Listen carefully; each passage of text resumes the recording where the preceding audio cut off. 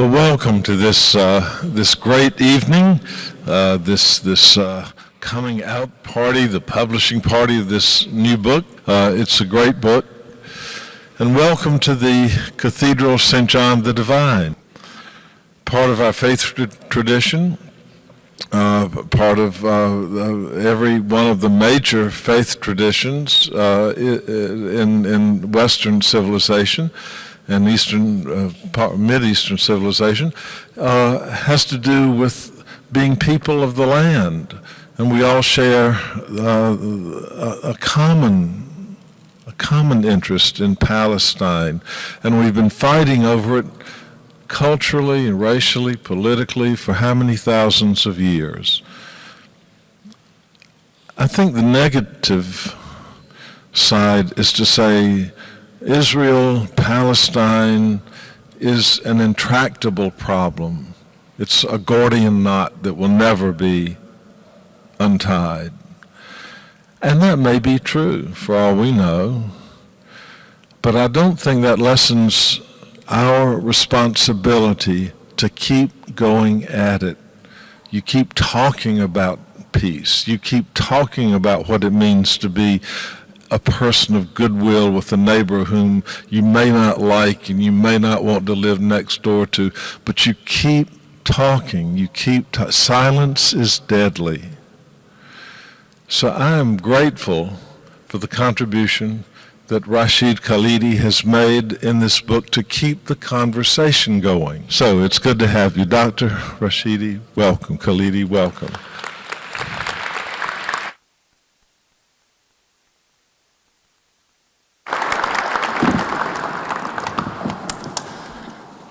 Well, thank you all, first of all, for coming. Thank you, Dean Daniel. Thank you, Lisa Schubert, for organizing this event. I'm a little awed to be speaking here, frankly. I think this is the loveliest venue I've ever had the privilege of speaking in.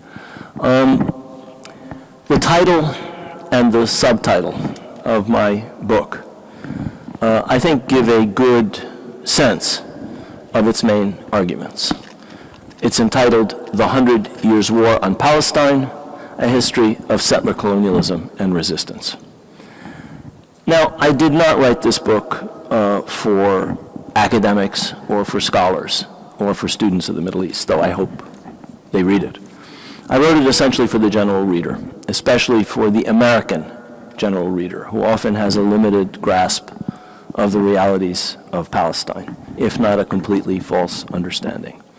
For some of the older generation among those readers, the awful book Exodus and the equally awful movie of the same name constitute the sum total of their knowledge of the topic. People who rely on the media probably know even less, especially the mainstream media. Let me explain first how I set about countering this limited and often false understanding of the modern history of Palestine.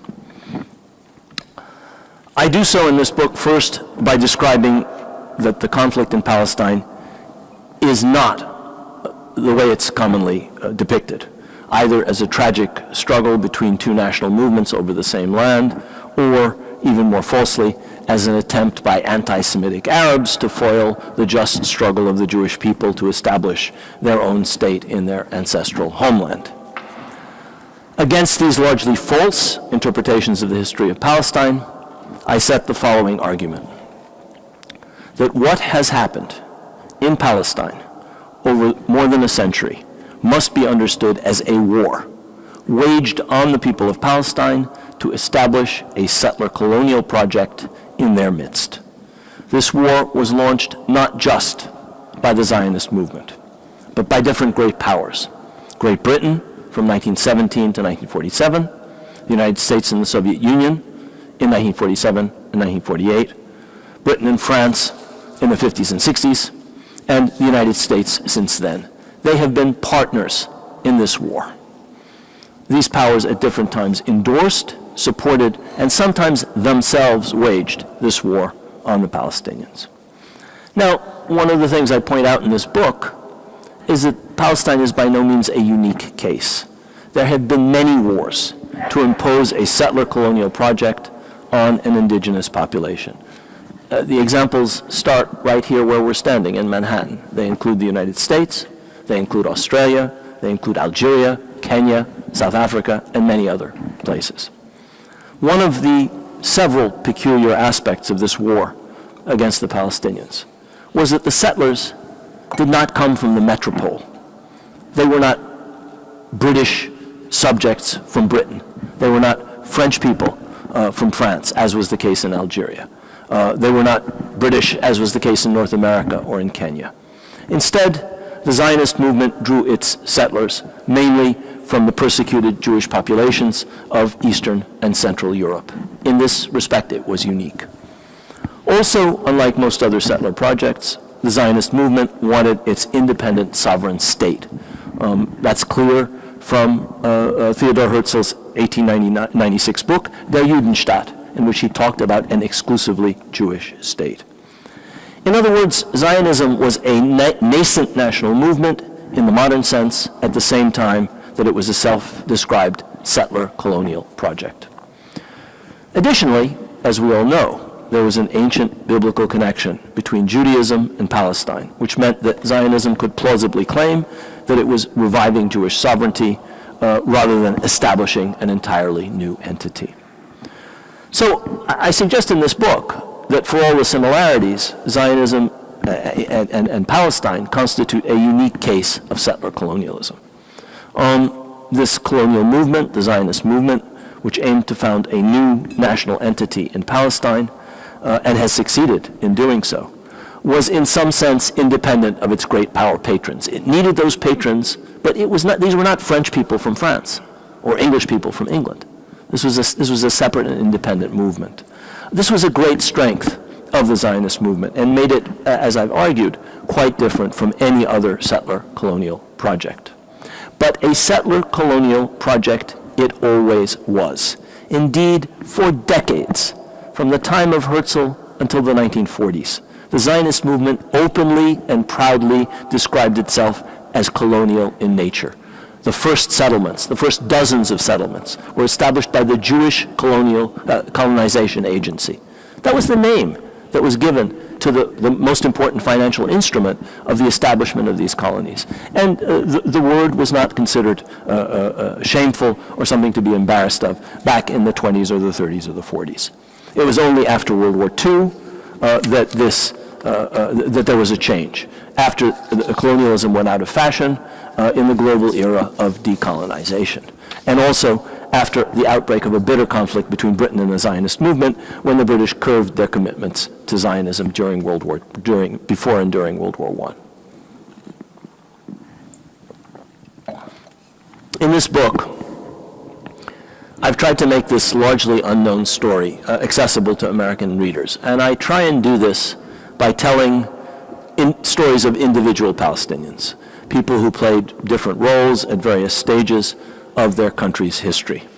I've drawn material from autobiographies, I've drawn material from little-known or unpublished documents, and I've included some from members of my own family in Jerusalem, such as the memoirs of my uncle, Dr. Hussein al-Khalidi, or my aunt, Ambara Salam al-Khalidi. These both are published memoirs in Arabic, which are inaccessible to English language readers. I open the book with an incident that occurred in 1899, when an ancestor of mine, a great-great-uncle of mine, by the name of Yusuf Dia al-Khalidi, who had served in the Ottoman Parliament as the deputy for Jerusalem, and for 10 years was the mayor of Jerusalem, wrote a letter to Theodor Herzl. In this letter, he warned against the implementation of the Zionist program for Palestine, which he understood very well. It's a multi-page letter. He goes into great detail. He explains that he understands the persecution Jews are subject to. He understands the connection of Jewish people to the land of Palestine, but he warns him, Herzl, against implementing the Zionist program. He said, you can't do this because this country is already inhabited. Its inhabitants would never agree to be superseded. He concluded his letter with the words, and I'm quoting Yusuf Dia, "For the sake of God, leave Palestine alone." This was a letter in 1899. Herzl replied immediately, and needless to say, Herzl ignored this appeal. Now, using this kind of story based on personal narratives, based on documents that I've found, based on published biographies and autobiographies, including in some cases from members of my own family, and including in some cases from the 60s onwards, my own observations of events. I've tried to describe the conflict in terms of 5 phases when this war was declared anew on the Palestinian people. But one of the things you have to understand is this war has never really stopped. The 5 phases I described mark changes in the nature of the war. But really for 100 years this war has been going on, at a low level sometimes, at a high level sometimes. And it is going on to this day, with bulldozers, with Trump and Netanyahu, with things that we don't see, legal tricks which force people out of their homes, and so forth. It's all part of this low-grade war which occasionally flares up. Let me just mention the 5 phases, and then I'll go into them in a little more detail. The first started with the Balfour Declaration of 1917 and the subsequent mandate given to Britain for Palestine by the League of Nations. That was the first phase of the war. The second phase was marked by the 1947 partition resolution passed by the UN General Assembly and the subsequent Nakba, or catastrophe, that struck Palestinian society during the 1948 war. The third phase, or the third stage, was the 1967 war and its sequel, a UN Security Council Resolution 242, adopted in November of that year. The fourth phase was the Israeli invasion of Lebanon and the siege of Beirut in 1982. And the fifth phase, still ongoing, was the repeated wars and the unending siege of the Gaza Strip. Now, one of the things that I tie these wars to in the book is the fact that they were often based on or resulted in international documents that are described as a series of declarations of war on the Palestinian people. That's not how they're commonly understood. The first of these was the Balfour Declaration and the 1923 Mandate for Palestine. I describe that as a declaration of war on the Palestinian people. Why? Because these 2 documents, the Balfour Declaration and the Mandate, established political and national rights in Palestine for the Jewish people, while the 94% of the population, the Palestinian Arabs, who were never mentioned by name in the document and are only described as non-Jews. The word Palestinian, the word Arab doesn't occur in either the Balfour Declaration or the Mandate, whereas the Jewish people and their rights are extensively laid out in these documents. This discriminatory framework remained in place for the 3+ decades of British rule in Palestine until 1948. Now, these documents in effect constituted a constitutional structure, an internationally sanctioned constitutional structure that enabled Britain to impose a mainly European settler population with national objectives on the indigenous population. The aim of the British was crystal clear. They intended to hold the Palestinians down until the Jewish population became a majority. Britain successfully managed this process of holding the Palestinians down until the Great Palestinian Revolt of 1936-39, during which the British lost control of much of the country for a short period. Britain's repression of this revolt was one of the most massive counterinsurgency campaigns of the entire interwar period. Britain brought in air power, Britain brought in 2 army divisions, created a force of over 100,000 soldiers and policemen, which amounted to 1 soldier for every 3 adult male Palestinians. An enormous military force given the size of the country. The results of this repression for the Palestinians were devastating. 10% of the Palestinian Arab adult male population were either killed or wounded or imprisoned or exiled during this revolt of 1936 to 1939. So that was the first declaration of war, the Balfour Declaration and the Mandate. The second of these declarations of war was the General Assembly's Partition Resolution of 1947. This resolution offered most of a country that still had a 66% Arab majority as a state for the 33% Jewish minority, including most of the fertile lands in Palestine at a time when Jewish ownership amounted to under 7% of the land of the country. We see in the Trump-Netanyahu plan an offer of compensation for the assets of Jewish populations who had to leave or were driven out of Arab countries. There's no mention of compensation for the 96% of the land of Palestine, which was the possession of the indigenous population. It's not even mentioned in the Trump plan, or the Trump-Netanyahu plan, or the Trump-Kushner-Netanyahu plan.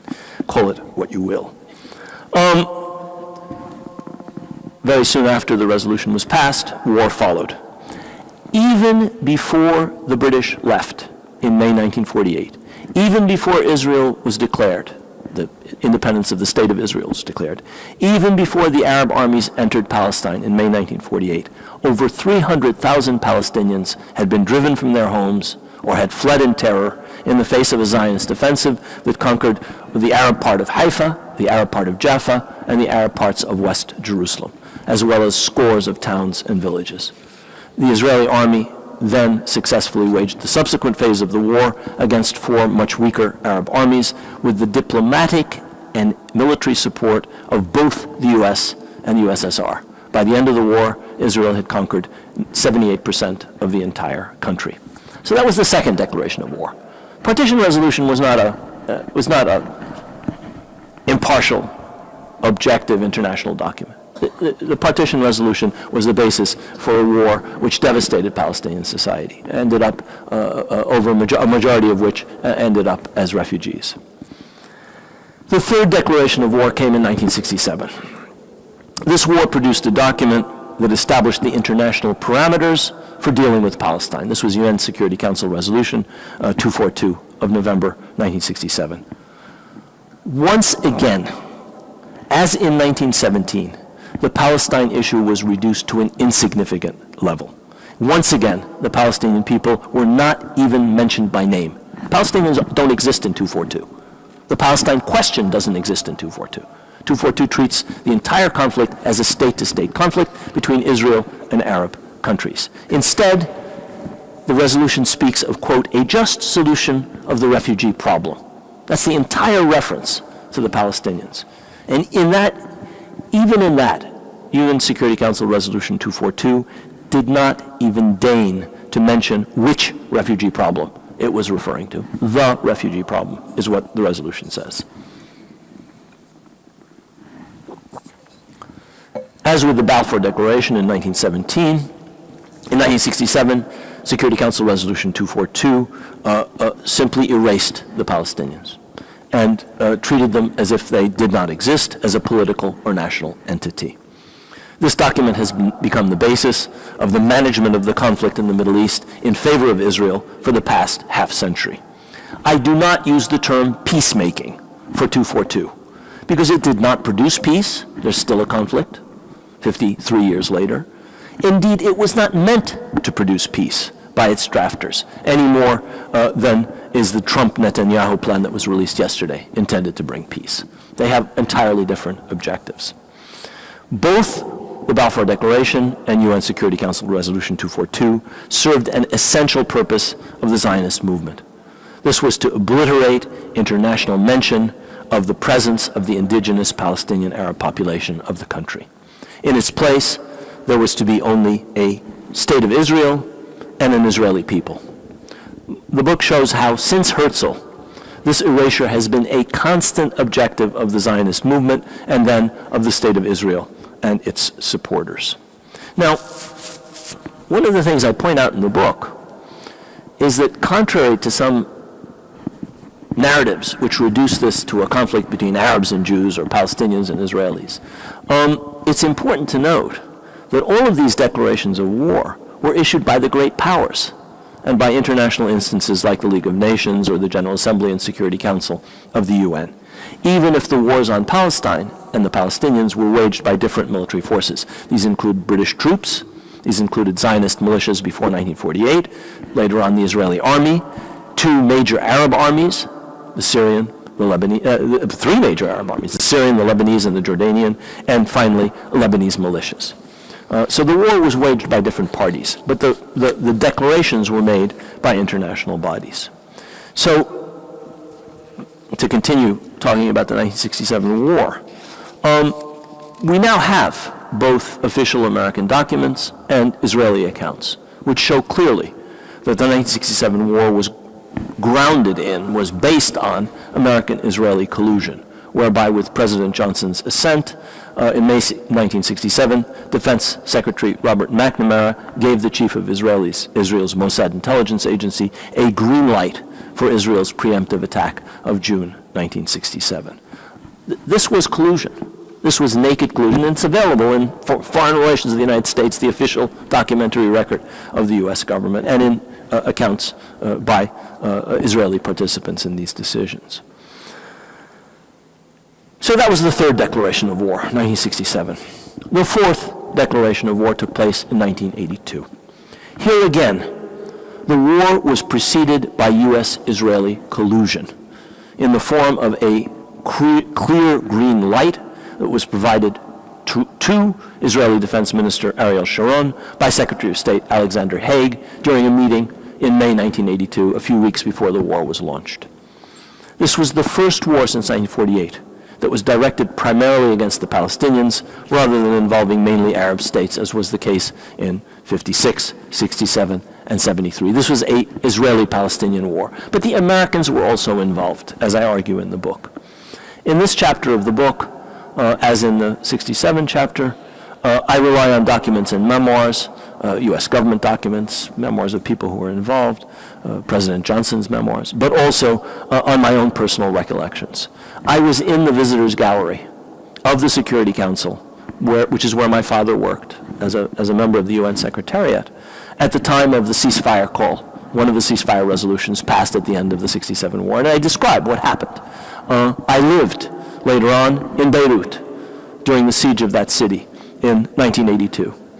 In the case of the 1982 war, I relied in part on research I did for an earlier book entitled Under Siege, which analyzed PLO decision-making on the basis of documents that I obtained access to in Tunis after the war. But as I say, I also rely on my own experiences and my own observations. In this chapter, in the 1982 chapter, I particularly focus on U.S. responsibility for the Sabra and Shatila massacres of hundreds and hundreds of Palestinian and Lebanese, Palestinian refugees and poor Lebanese Shia who lived in the Sabra and Shatila camps. I talk about U.S. responsibility because the United States had issued solemn official guarantees for the safety of the population of these camps after the withdrawal of PLO forces, guarantees that, of course, were never faithfully honored. And I lay a great deal of stress on this. This is one of the reasons that I call this an American-Israeli war. It's not just an Israeli war. It's not just Lebanese militias that actually did the killing. It's not just the Israelis that provided the flares that illuminated the killing. It's not just the Israeli army that drove them into the camps and escorted them out. It was the United States that was also directly responsible on the basis of documents. This is not my personal opinion. There's a wealth of documentary evidence for some of the things that I'm arguing here. 45 pages of footnotes for those of you who are interested in footnotes. In this chapter, I also cite never before published documents from the secret annexes to the Israeli Kahan Commission, which inquired into the Sabra and Shatila massacres. These documents reveal the complicity of the United States in what happened. It reveals how little the United States did to remain faithful to the pledges for the safety of the civilian population that it had offered. And these documents also reveal the role of the Lebanese forces and, of course, of Israel in this tragedy. So that's the fourth war, the 1982 war. The fifth and final war that I chronicle in this book is the series of wars that have been waged against Gaza, as well as the ongoing siege of the Gaza Strip. Now, the siege is a joint Israeli, Egyptian, American undertaking, but the wars on Gaza could not be carried out without U.S. military aid and U.S. diplomatic support. Like 1982, this phase of this 100 Years' War is therefore, in some sense, an Israeli-American war on the Palestinians. So if we find Trump taking Israeli positions in his peace plan, nothing should surprise us. This is not the first time that Israel and the United States have waged war on the Palestinians, or have declared war on the Palestinians, or have ignored the Palestinians in their actions. Now, this book does more than just talking about settler colonialism or talking about the great powers' role in this war. It also describes the successes and failures of Palestinian efforts to resist this series of offensives on them. Whether this resistance took the form of attempts to defend Palestine with arms during the Mandate period, or the rise of the PLO in the 1960s and 70s, or the PLO's successful diplomatic campaigns in the 1970s and 80s, or finally the First Intifada, which started in 1987. I argue in the book that the PLO's diplomatic offensive, which gave the Palestinian cause its first international platform, which gave the Palestinian cause its first widespread international support, together with the First Intifada, were the most successful episodes of resistance by the Palestinian people to their dispossession and to the war being waged against them. In this book, I draw lessons for the future from these episodes, and also from episodes of failure, episodes where the Palestinians failed to defend their rights, efforts where their resistance was misguided, efforts where their leadership was not up to the task. I think all of these episodes, the failures and the successes, can be studied in order to devise new strategies for the Palestinian people and a new way out of the imbroglio that we're in today. I think I've depressed you enough. And I want to leave you with a ray of hope about how this 100 Years' War might be ended in a way providing justice and equality for all concerned, the Palestinian people and the Israeli people. In order to do that, in order to achieve justice and equality, I think several conditions need to be present. And I'm going to talk about those conditions before I conclude. One of these conditions is Palestinian unity around a well-defined strategic aim. I argue in the book that there is no clear Palestinian strategic aim today, and that the Palestinian national movement is divided, and that it is at its lowest ebb since 1948. It's clear that if the Palestinians are going to secure their rights, all of these trends have to be reversed. Palestinians have to unify, they have to figure out exactly what they want, they have to develop a strategy to do that, and I lay out some of the things that I would argue have to be done in the book. So that's the first precondition. A second precondition is that there has to be a fundamental change in the Arab situation. The Arabs are divided and weak. Arab governments are not really fully independent. They are more dependent today in some respects than they were when they were under colonial rule. We're living in a neo-colonial era in the Arab world. The Arab world has the lowest index of democracy of any region in the entire world, the largest number of dictatorships and absolute monarchies. In fact, the only absolute monarchies on earth, several of them, more absolute than Louis XIV's or John I's absolute monarchies. That has to change. I would argue that this division and this weakness of the Arab world has been a vital precondition for Israel's victories in several stages of this war since the 1930s, and for Israel's continued domination of the region today. There are many reasons for this weakness, but central to this Arab weakness is the absence of democracy and egalitarian governments in most parts of the Arab world. The perpetuation with external support of undemocratic autocratic regimes that do not represent the strong pro-Palestinian sentiment of most Arabs is a guarantee of the supremacy not only of Israel, but of Israel's Western backers in the Arab world. They can get away with what they get away with because the Arabs are so weak and divided and are led by illegitimate, unrepresentative rulers who are entirely dependent on external support for staying in power, for keeping their thrones and their seats and the ill-gotten gains that these kleptocracies suck out of their countries. Now, that may sound like a tall order, changing that reality. But I would argue that the upheavals of 2011, the so-called Arab Spring, which produced, unfortunately, only one success in the new democracy in Tunisia, and now the strong democratic movements that refuse to bow in Algeria, in Sudan, in Iraq, and in Lebanon are all signs that the dictators and absolute monarchs who blight this region will not remain unchallenged. There is a powerful desire for liberation from these governments all over the Arab world.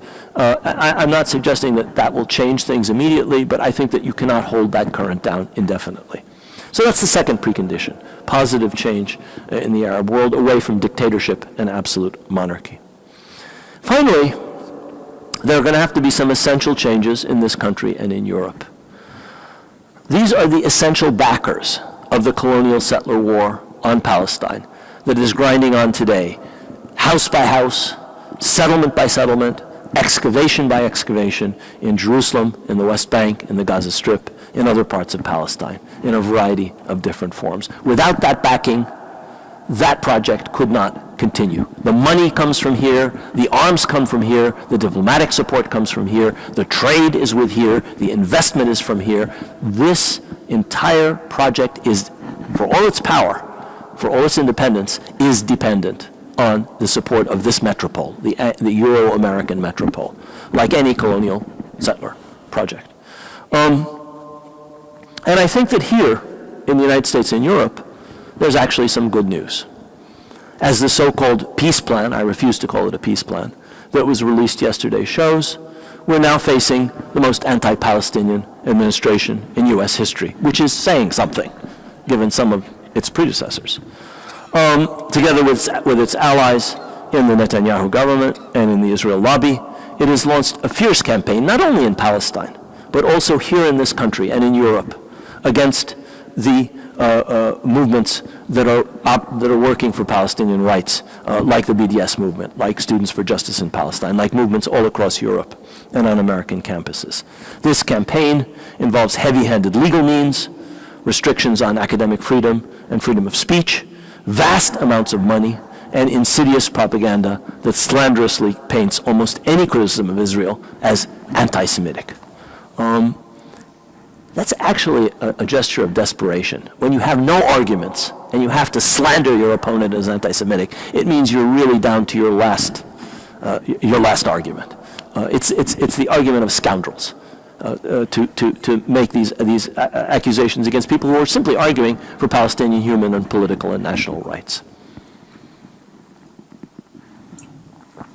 In spite of this campaign, and in spite of the Trump administration's many punitive measures against the Palestinians themselves, including this so-called deal of the century, there is a growing groundswell of popular support for Palestinian rights in several arenas in this country. I won't talk about Europe, I'll just talk about the United States.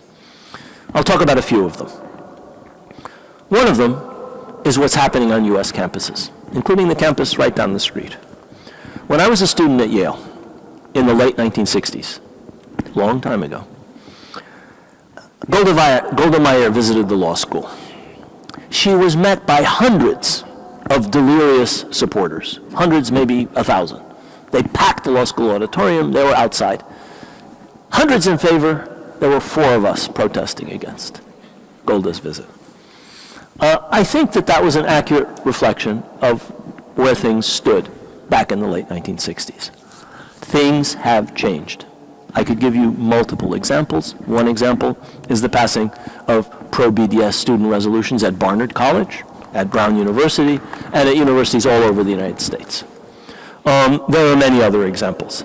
This is happening in spite of an unprecedentedly vicious campaign to suppress freedom of speech and to paint anybody who dares to raise their head in support of Palestinian rights as an anti-Semite. I think that that's an indication of something really important. The fact that the youngest and the smartest people in this country don't believe the nonsense that their elders were fed, and that they're beginning to free themselves of. That is an enormously interesting and important sign. A second sign, maybe less visible, is what's happening in academia, among academics, especially in some fields like history or anthropology or American studies or cultural studies, where there's a growing intolerance for the largely false received narrative about Israel and Palestine, and a growing importance of elements of a more objective and historically correct narrative. I will just give you one piece of evidence of the fact that things are beginning to change. Annually, articles from the Journal of Palestine Studies, which is an objective journal, I edit it, I know it's objective, annually, 200,000 articles, full articles, are downloaded from the Journal of Palestine Studies, mainly by students and academics in the United States. Now, they read other things. The point is they have access to objective material on the subject, and they use it. And when you have objective work and you have cheap propaganda, objective work usually wins out. And that's one reason academics in many, many fields in the United States simply will not tolerate the kind of nonsense that passed for reality and truth several decades ago. And there have been major changes in academia as a result. Things that everybody believed. Israel was in danger of extinction and annihilation in 1967. Not true. Was never true. The Israeli military knew it. U.S. military knew it. U.S. intelligence knew it. Every academic now knows it. Who cares to look at it? You couldn't find those realities before. Everybody knows them now. The Arab leaders told their people to flee. No, they didn't. And on and on and on. Lie after lie after lie is no longer current among respectable academic circles. And that is a major change. Let me give you a third change that many of you may be aware of. And this is a change that's taking place at the base of the Democratic Party. There were repeated polls, Pew Research Center and many others, that illustrate a shift away from unconditional support for Israel and towards greater support for Palestinian rights among important elements among the base of the Democratic Party. The extremism of the Israeli government, popular hostility towards the Trump administration have forced even elements of the traditionally pro-Israel party leadership closer to its party base that is increasingly sympathetic to the Palestine cause. Unfortunately, while only a few party leaders have modified their strongly pro-Israeli stance, and only Bernie Sanders and just yesterday Elizabeth Warren spoke to the growing beliefs of a growing body of more open-minded members of the party, a change is nevertheless taking place. And I would argue that the discourse has begun to shift away from the blanket support from everything and anything that Israel does that is characteristic of the party leadership and of many big donors to the Democratic Party. The base is moving away from those positions very rapidly, which is why candidates for the presidency, like Bernie Sanders and Elizabeth Warren, are taking the positions that they do. There's a fourth change going on, and this is taking place among the younger segment of the Jewish community, which has evolved in recent years away from blind support for Israel to more nuanced positions. This isn't true of everybody, but it's happening among a very important segment of the younger part of the Jewish community. There's more and more questioning of false narratives that have prevailed for so long, and while there are some groups like Jewish Voice for Peace or Not in Our Name that have actually taken major steps in support of Palestinian rights, even more moderate groups like J Street have become critical of Israeli policies. Now, while the leadership, the establishment leadership of the community, and most of its older and richer members are still anchored in the past and believe everything they were ever told, there's a growing gulf over Palestine-Israel between them and the many younger members of the community who are becoming more and more enlightened. And that's an enormously important cause for optimism. Finally, the fifth major change is that Arab Americans and Muslim Americans are finally becoming more active politically. More of them are running for office, more of them are donating to political campaigns, more of them are becoming involved in legal efforts to defend Palestinian rights and freedom of speech. This is a function of the coming of age of a new generation in these communities who are the offspring of immigrants from the Middle East who only arrived in large numbers after the racist U.S. immigration laws were liberalized in 1965. The bulk of the Arab American population came here in the last 30 or 40 or 50 years. Unlike most other immigrant communities in this country, which are well established, the Arab American community is not. But now we have young people who are assimilated and are confident enough to assert themselves politically, and that's beginning to have an effect on local politics at least, and one day perhaps national politics. I have one more reason for optimism, and this is that while Israel is extraordinarily strong in many respects, economically, militarily, and others, it's a nuclear power with an air force that has actually bombed 7 Arab capitals with impunity, gotten away with it. Nothing happened to Israel, but 7 Arab capitals have been bombed in the past decades. In spite of all of this strength, Israel is ultimately dependent on support from the European and especially the American metropole. There is an increasing realization in the United States and in Europe of the incompatibility between the democratic, egalitarian ideals of liberal democracies, like ours supposedly is, like Britain supposedly is, like France supposedly is, and the exclusivist, narrow chauvinism of Israel. This is particularly true after Israel in 2018 enacted into constitutional law a provision that Israel is a state for only one people, the Jewish people, in a land which it controls absolutely from the river to the sea, and which is a land with two peoples. I think that the Trump-Netanyahu plan will deepen the sense of the discriminatory and utterly illiberal nature of Israel in an era where those things are no longer acceptable in liberal democracies. Yes, there are right-wing tendencies in many European countries, in this country, among the president's supporters, but ultimately those ideas are incompatible with liberal democracy.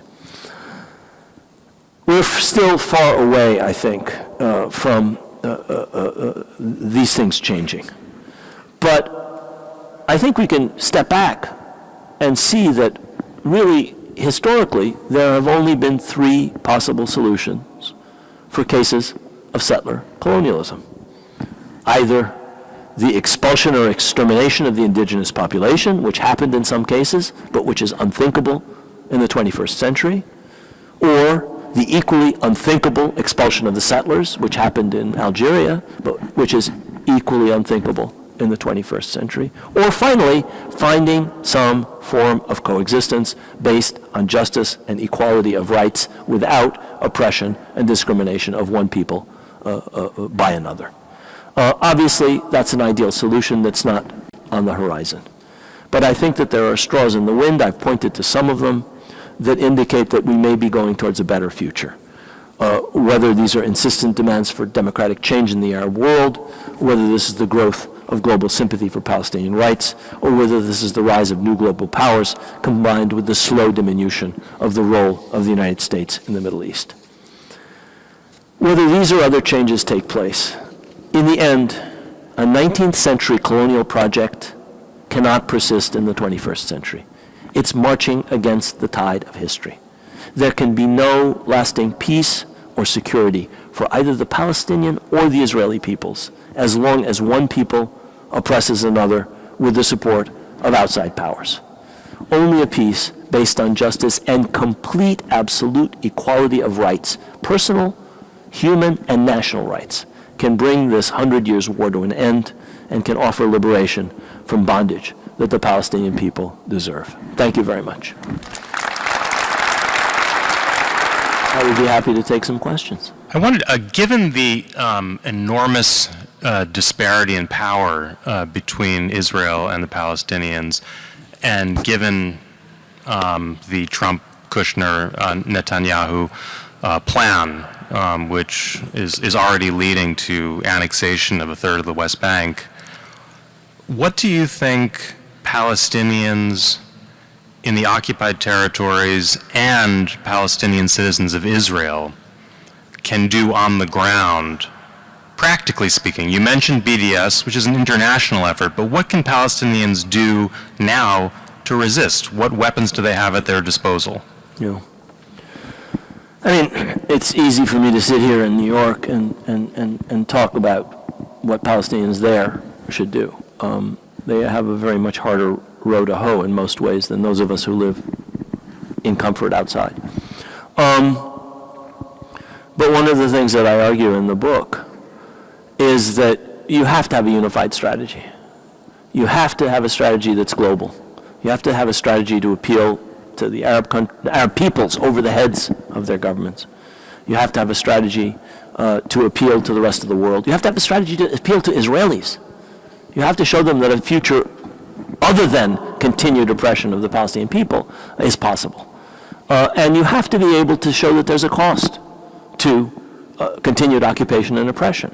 And you have to do that in a way that doesn't trigger the kind of defensive reaction that various forms of resistance have triggered in the past. Israel is a peculiar case, coming out of a peculiar historical circumstance. In the book, I talk about Iqbal Ahmed's analysis of Palestinian armed struggle and how in various respects it was inappropriate to this case. This was a man who had been involved in the Algerian National Liberation Movement. This is a man who knew Frantz Fanon. This is a man who had no objection in principle to armed struggle. And he came to South Lebanon and he looked at what was happening, saying, it won't work in this case. And I share that view. I'm not saying armed struggle is illegitimate in cases like this. It's not illegitimate. I'm suggesting it's not the appropriate strategy for reasons peculiar and specific to this case. But there are other forms of resistance. I think the Palestinians really have to study not just their past, looking at the First Intifada and the ways in which it worked, or looking at the strikes of the 30s and the ways in which they worked, but look at other international examples. Look at the Irish example. Look at how the Irish boycott is an Irish tactic started in Ireland in the 1880s. It's not a Palestinian or a South African or an Indian tactic, but it was used in certain ways in Ireland, it was used in certain ways in India, and it was used successfully. So I think that there has to be a little broader vision of what you can do, a borrowing of tactics from the Palestinian past, from the past of regional national liberation movements and global national liberation movements like the Indian and the Irish and others. All of them have to then be adapted to the peculiar situation the Palestinians are in. I think they can also learn a great deal from the Palestinians inside Israel, who have by far the most evolved understanding of exactly how Israel works. They have been dealing with it for 73, 72 years now. They really understand how the system works. Their Hebrew is better than many Israelis. Their understanding of the legal system, the lawyers' understanding of the legal system, the politicians' understanding, the journalists' understanding, the analysts', it's better than any other Palestinians by far. Which is not to say they always follow the right tactics, but using and learning from them is something that Palestinians should be doing, not just Palestinians inside Palestine, but Palestinians everywhere. So there are many, many things that can be done. The first thing to do is to get this, to unify your national movement. The Palestinian national movement was for a period unified, and in spite of many, many errors, I talk about the mistakes that the PLO made by the bushel, it achieved a great deal simply by unifying representation of the Palestinians. And that's something that's been lost. And that has to be recovered as a precondition for anything else. So there are many, many things. In some of these things, the lead can be taken from outside. It doesn't have to be taken by people inside. I mean, one of the things that the PLO did wrong was to put itself at the mercy of the Israeli occupation. The entire leadership puts itself in a cage, which is what they've done, and put themselves at the mercy for their movement, for their permits of the oppressor. It's absurd. No national liberation movement in history has ever done anything so foolish. And so there are various things that have to be done, and should be done, and can be done. I could go on, but I'll bore you. First of all, I must agree with you. This is quite an overwhelming scene to be at and speak at. But I would like to hear your views. Let me start another way. You spoke at great length about the support Israel has received from the US and European states over the years. You also talked about the weak Arab states, people being oppressed in Arab societies. Mm-hmm. I would like to hear from you, from the view of the Palestinian people,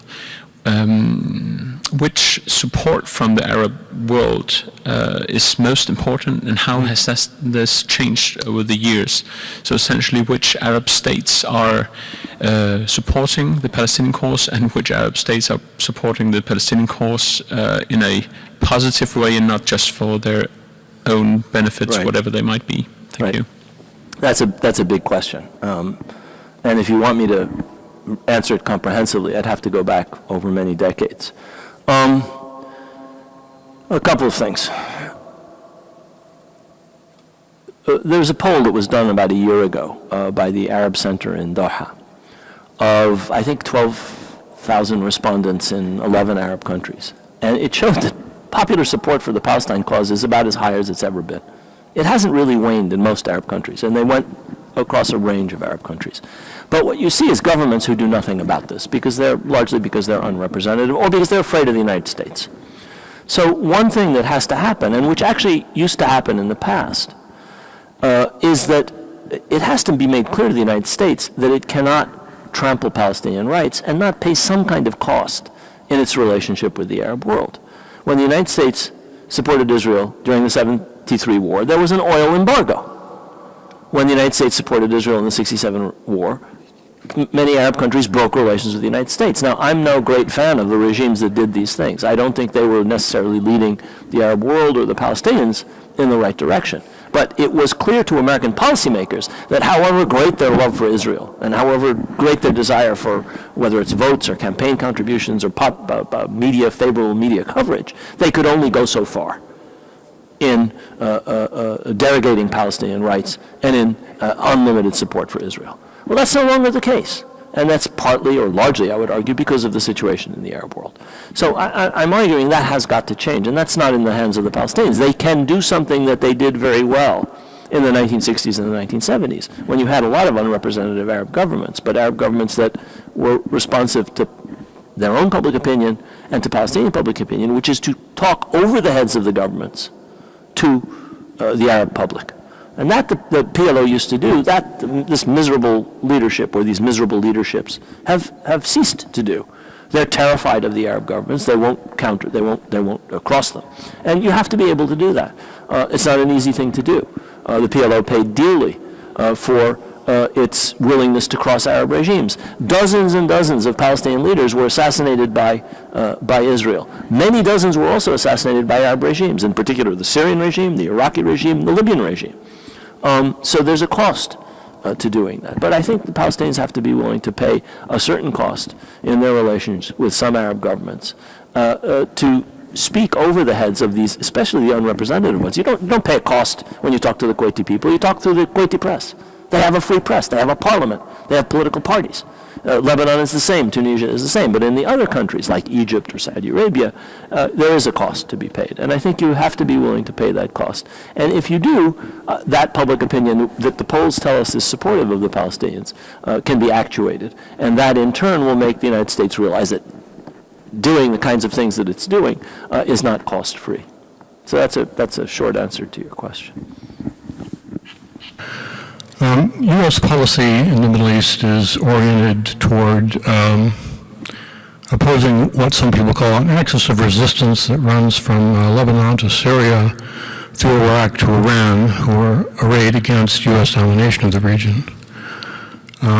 What do these struggles, if you agree that this is a coherent struggle, what is the role of this attempted coup de grace against Palestine in this overall regional dynamic, and what are the prospects for this larger sort of struggle?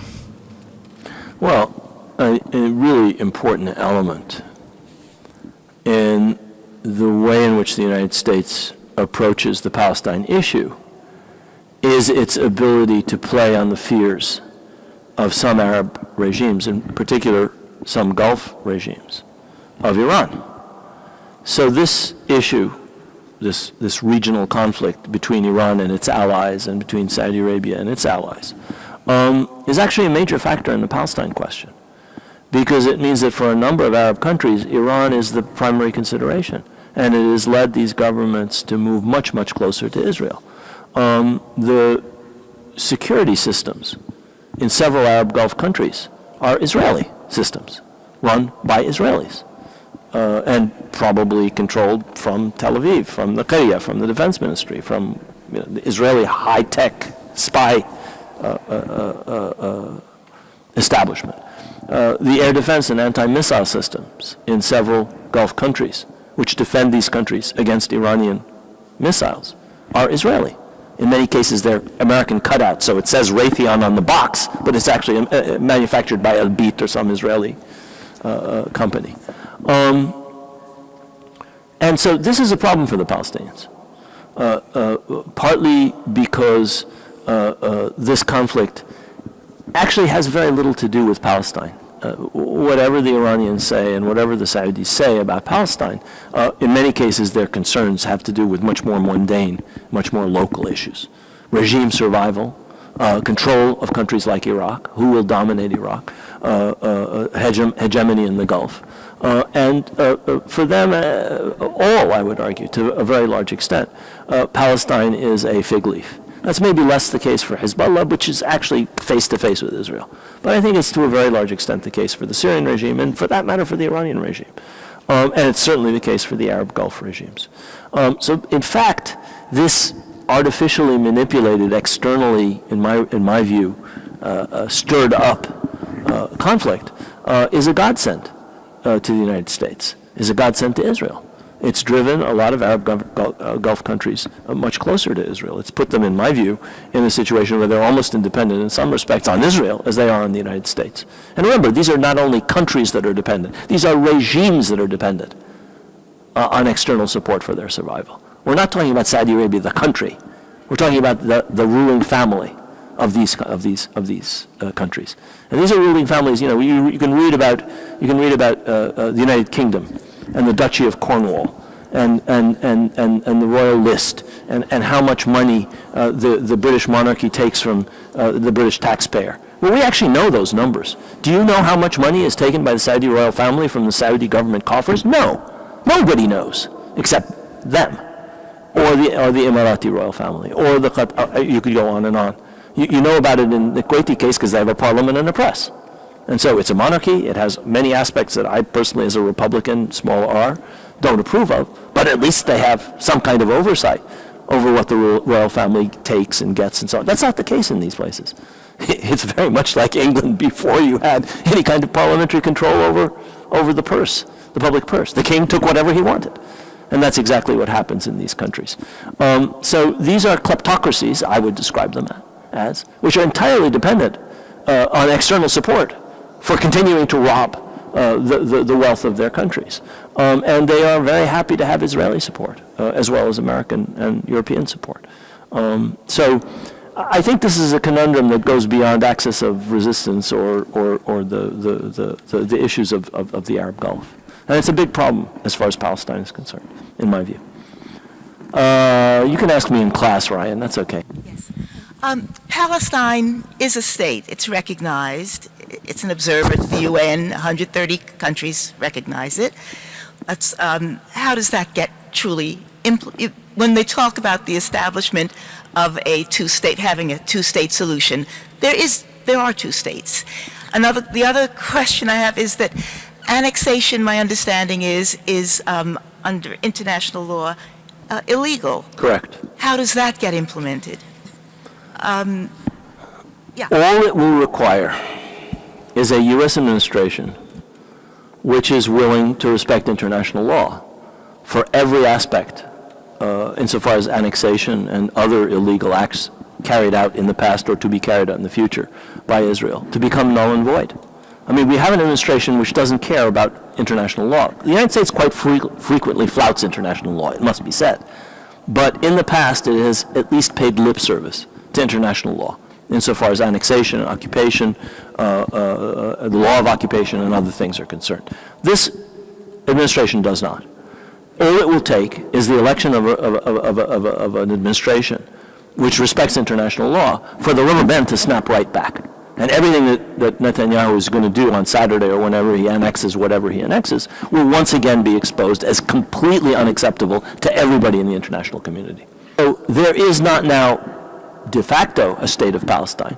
What Israel has been doing since 1967 is to make it impossible for there to be a Palestinian state. And as far as Israel is concerned, there never will be an independent, sovereign, contiguous Palestinian state. Thank you all very much.